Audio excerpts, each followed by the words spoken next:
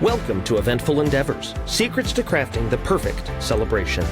If you're planning an event and looking for useful tips from industry experts, you're in the right place. So get ready to take some notes and we'll dive right in. This is Eventful Endeavors.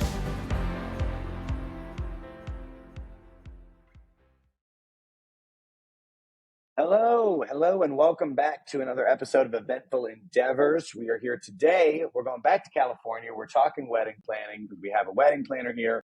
We're with Tatiana Czerwiak from Vine and Branch Wedding Company. Hello, Tatiana. How are you today? Good. How are you, Shawn? I'm doing well. No complaints. So we're going to start off the same way I kind of start off with everybody, which is asking kind of how you got into this. How did you get into the event planning world? Just tell us your story. Yeah, pretty funny, actually. I've been in the industry for almost 13 years now, so a little bit of a Cool. veteran. But I did start off initially wanting to go to law school, so it's a funny little transition. We did a whole 180. I've always just been creative and have loved events and kind of wanted to do my own thing. So it was this really funny transition when I got out of college into events. I was fortunate enough to intern for someone out in Huntington Beach and then kind of became her right-hand girl for a while and did that, and then opened up my first planning company with a business partner. We were together for 7 years, and then Vine and Branch is now my second. So loved it enough, obviously, to stick around. But yeah, we've expanded and are located in California, but now kind of work all over. So all over the state, all over the country, and in Mexico and Italy now too. So we're excited.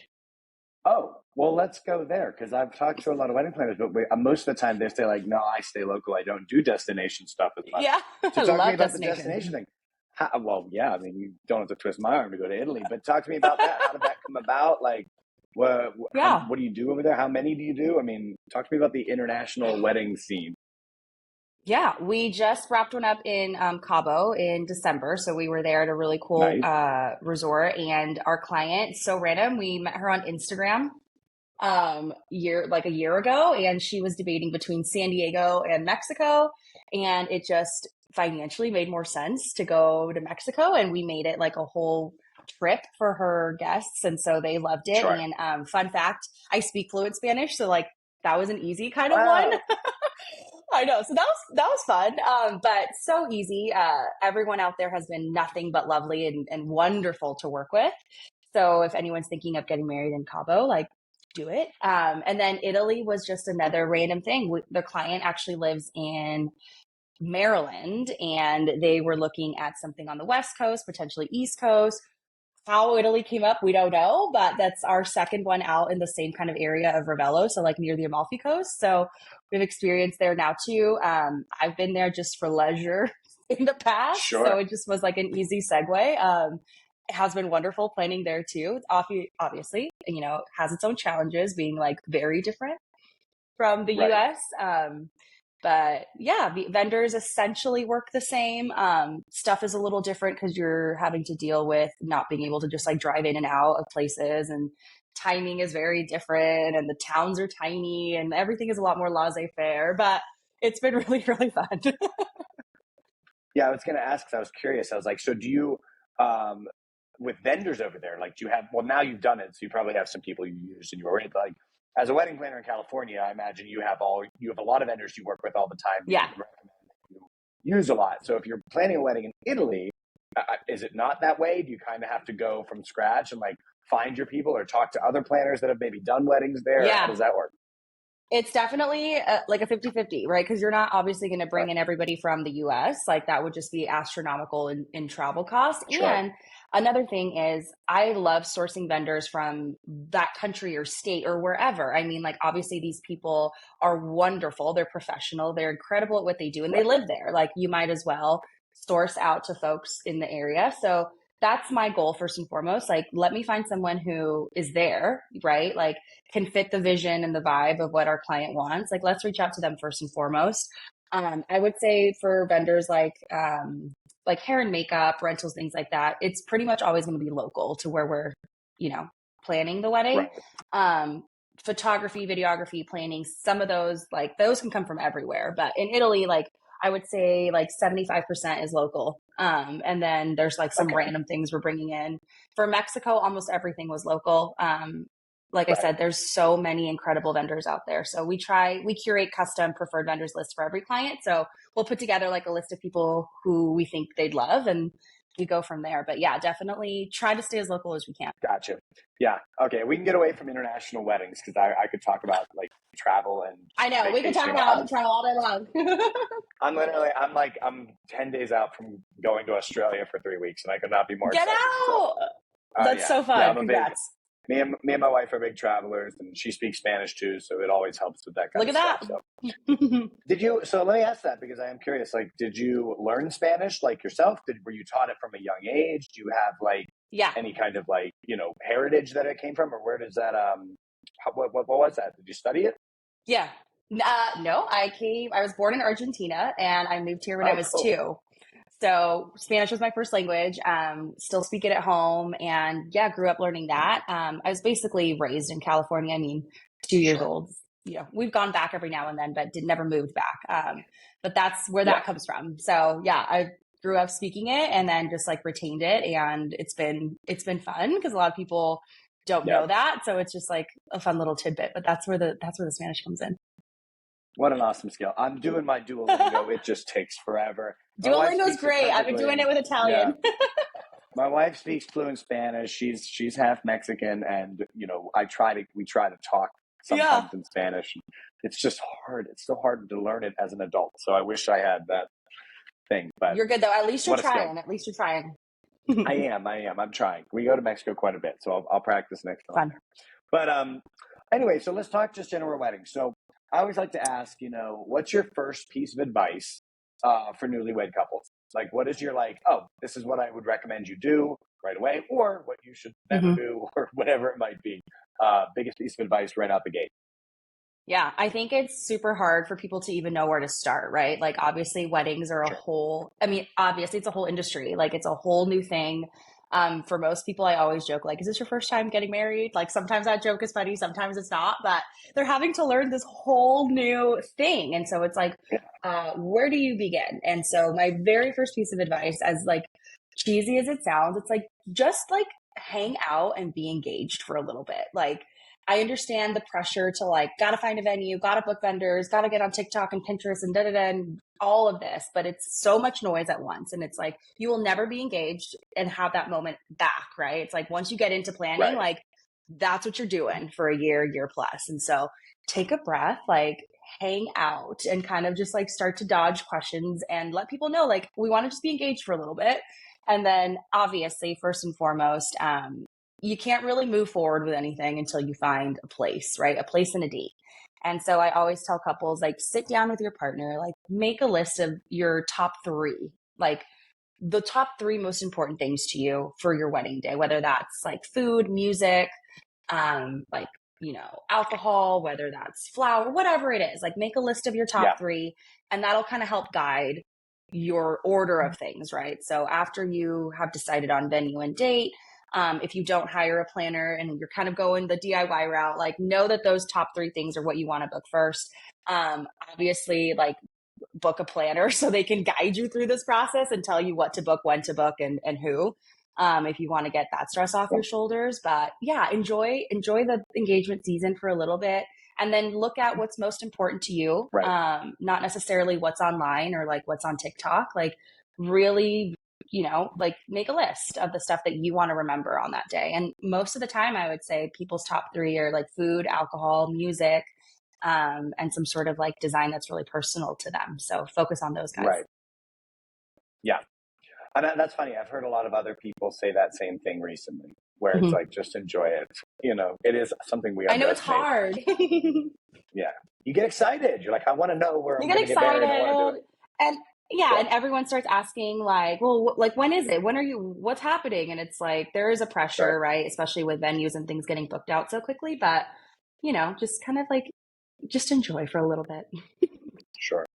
I want to sidetrack a little bit because this is something I also haven't talked to too many people about, but you mentioned earlier how the Bride Mexico found you on Instagram, and you just mentioned like TikTok and Instagram and all that stuff. And obviously, I'm notoriously not very good at social media. I want to be better. But is that something you find, you're using a lot, either to like brides are finding you on TikTok or Instagram, or they are, or they're getting ideas and coming to you based on stuff they saw on those platforms? Like, Yeah.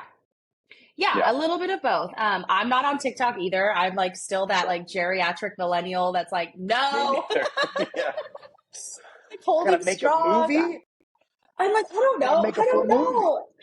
I know. And I understand. I think it's Okay, great for content inspiration. I think just like with Instagram, so much of it is curated and taken out of context. And it's hard for people to separate the reality of like what something actually costs versus sure. like what you're seeing. And so that's like the not so fun part of my job where I have to come in and be like, that's great, that's beautiful, but this is actually what it is, et Right. cetera. So I do think that a lot of inspo is coming from, I would say at least for my clients, and I'll only speak to that, is Pinterest is a huge one still, right? A lot of people Yeah. are seeing visual things that they like.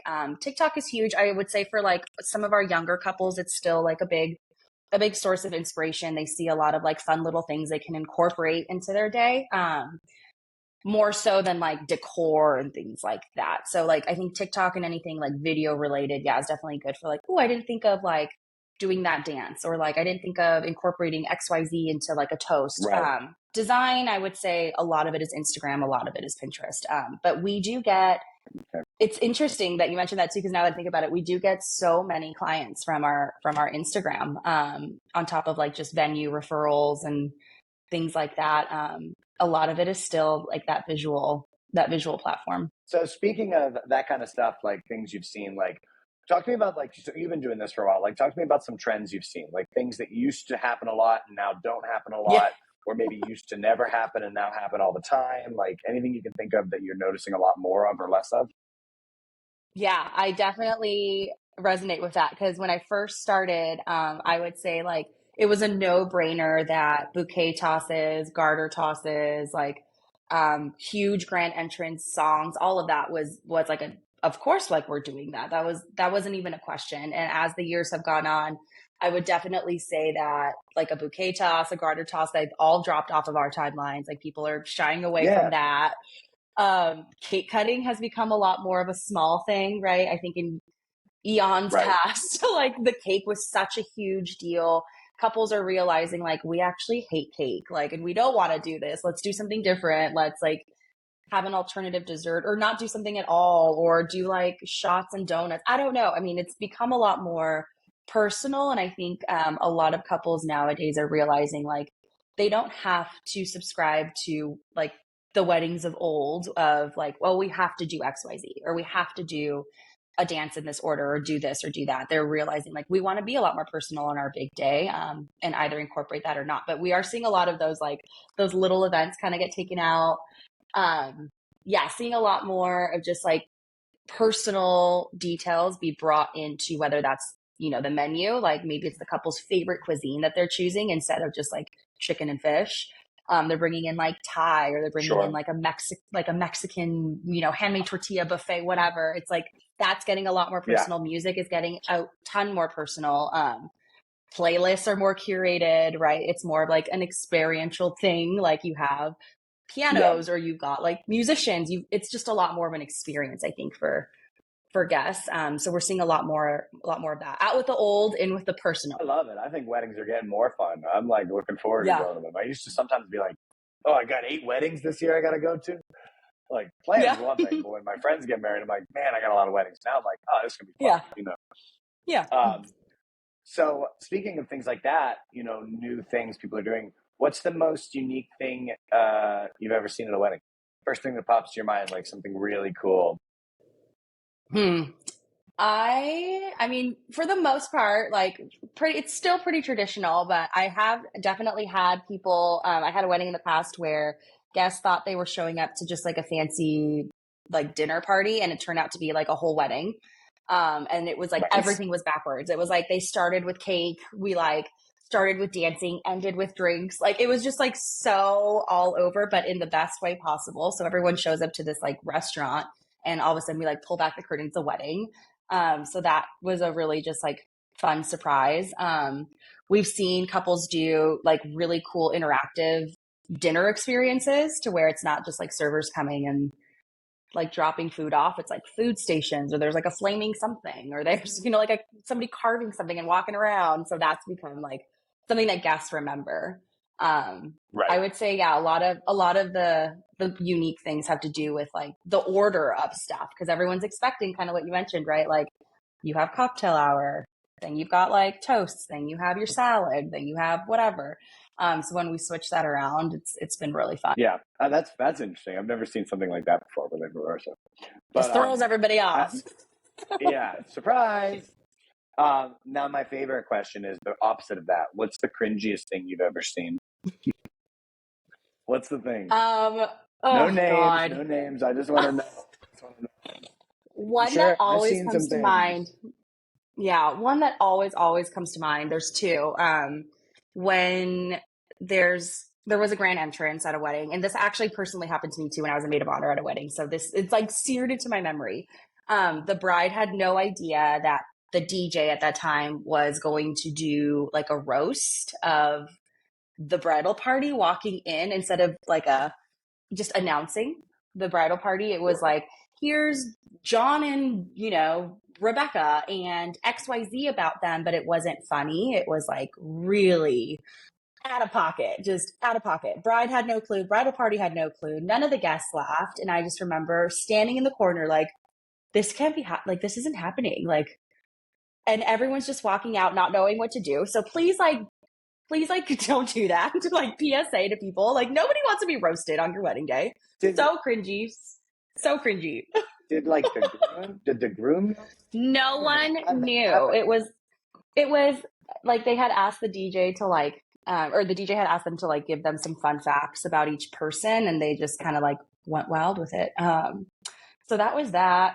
Then there was like a poor best man didn't prepare correctly, and had a couple too many lemon drops and just like bombed the speech, and no one clapped, and he had to be escorted out. Oh, that's yeah. That's not that good. was a fun. So yeah, that kind of stuff. I mean, it's just, sometimes it's speeches. It's like things you can't control, and so you're just kind of like, well, let's recover and move on. But I've been lucky enough, like knock on wood, to where clients have been pretty chill. Like there hasn't been anything super, super out of whack. I would say like way back in the day, like 2011, when I first started, there was some more of those like, I don't know about this. But nowadays people, I think, are a little bit more self-aware. And we've also seen enough to kind of try to avoid things and cut it off at the head before it starts. I think I lost you again. So like, what's your number one piece of advice of like, don't do this? Like I'm going to avoid the cringy situation. Don't do this.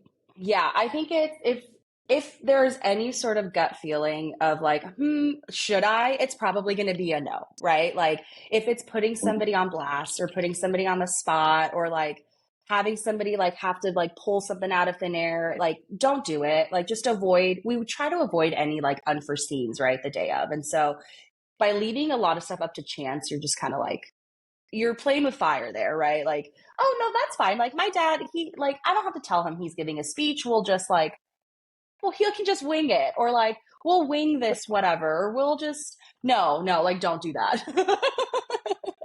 So yeah, just gently steering away from anything that can be an unknown or has the potential to like backfire, or we're just going to let everybody sit wherever they want. No, that's not a thing. Right.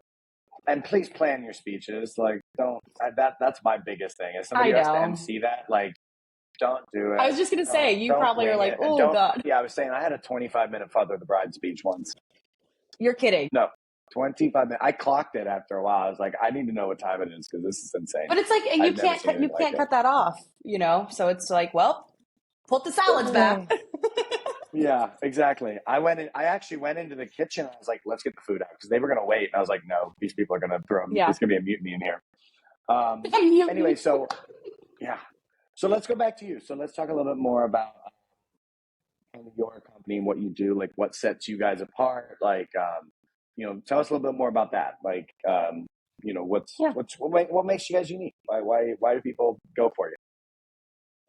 I would say the constant feedback that we have received, which is great because it definitely like aligns with our mission and what we want to be remembered for. Apart from right? Just having so many years of experience with so many different types of weddings and locations and things like that.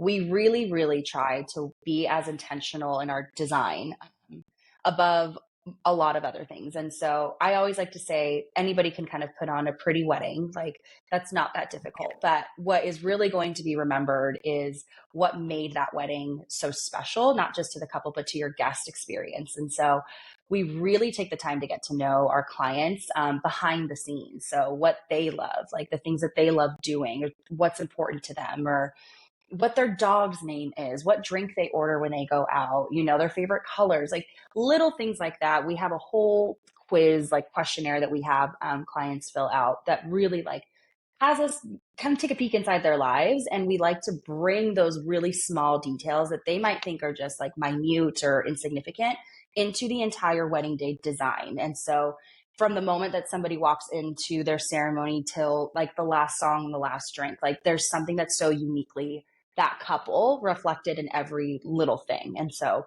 again, it's not just like, oh, well, that linen is pretty, or like these flowers are just pretty. It's like, oh, well, no, that is like her grandma's favorite flower that we put in, or like that's their favorite, like cocktail that they got on their first date, or that wall is like a nod to where they got engaged, something. And there's always some intentionality behind the design. And so I really love running my business that way. And I think it really allows our team to connect with our clients on a deeper level. And it just makes the day not only so much more special for them, but it also is fun for, moms and dads and friends to be like, oh my gosh, like I also resonate with that because I like know their story, or there's just pieces that everybody can connect to. So yeah, I would say honing in on that as like kind of our differentiating factor has been fun. And we have been lucky enough to attract people that trust us with that design, which is huge. So that's how we like to position ourselves too. Yeah, it's a relationship thing with vendors, man. I mean, you form a bond with these people. I'm still friends with some of the brides, Yeah. So it's Same. kind of and grooms. I mean, everybody, like I still Instagram will message each other like, oh my God, remember this? Yeah. That was so fun. Yeah. It's all about relationships and just making people feel like special and heard. Yes.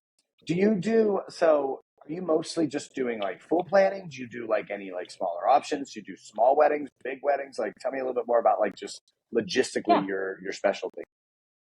We do all size weddings. So we've been realizing obviously like pre-pandemic weddings were huge, right? Post-pandemic in the middle, everything got really tiny.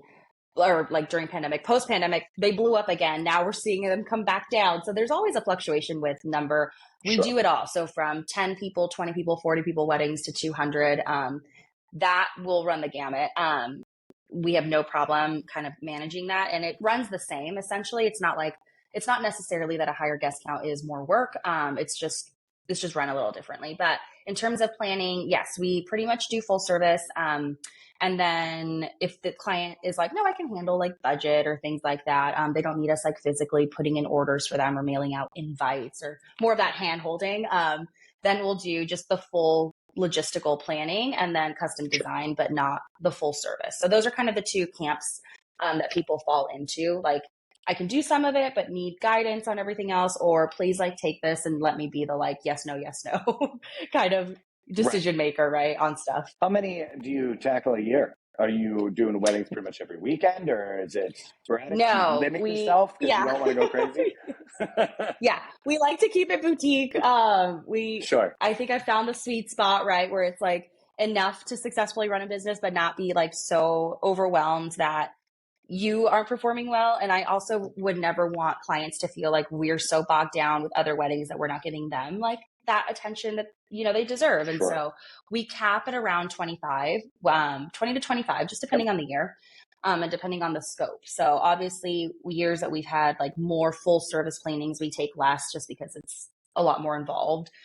Years where there's less full planning, but more just like that middle kind of ground, we'll take a little bit more. So I would say like 25 is our sweet spot. And then I just staff girls depending on like size and scope of wedding. And so our team just kind of like rotates through. But yeah, I do definitely for mental health and for just like the quality of the product that these people are getting, like couples are getting. Right. Yeah, that makes sense.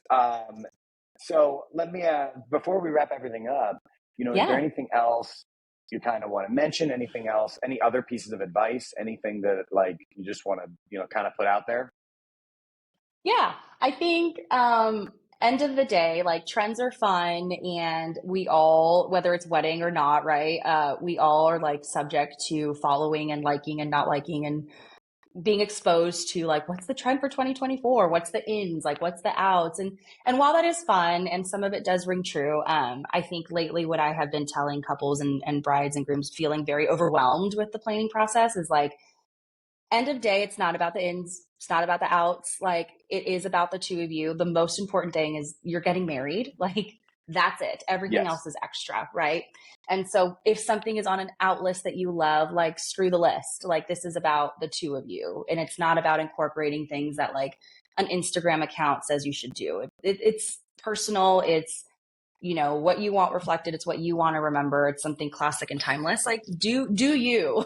And so don't get overwhelmed with trying to figure out what's trendy and what's not. And is this cool? Like, do what you want to do. Get a good planner that'll help guide you through that process and let you know if something's cringy, right? Or like connect you with great vendors like yourself and just help you along with that. But yeah, really just at the end of the day, remember like it's not about necessarily having to please like what's cool and what's not. Right. Keeping it real. Yeah. The best compliment I got after my wedding was my buddy was just like, that wedding was very you guys. Like, exactly. And that's what you want to hear, was, right? Yeah. I was like, Yeah, you don't want to feel like a fraud. You're wedding. No. I was like, yeah, it was us. There was lots of music. There was animals. There was tons of beer. There was, I love that. I got iced. The whole thing was pretty crazy. So, Ow. Did you yeah. guys have like one of those beer donkeys?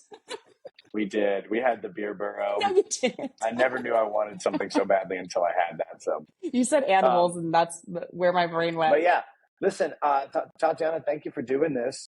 Thank you for chatting with me. Of course. And we'll link to all your social stuff, your social media, your stuff, so everybody will know how to find you. Should they be looking for a wedding planner anywhere in the world? I mean, you'll go. So thank you. I hope you have a great rest of your day. Thanks, Shawn. And we'll talk soon. All right. Perfect. Bye. Thank you. All right. Bye.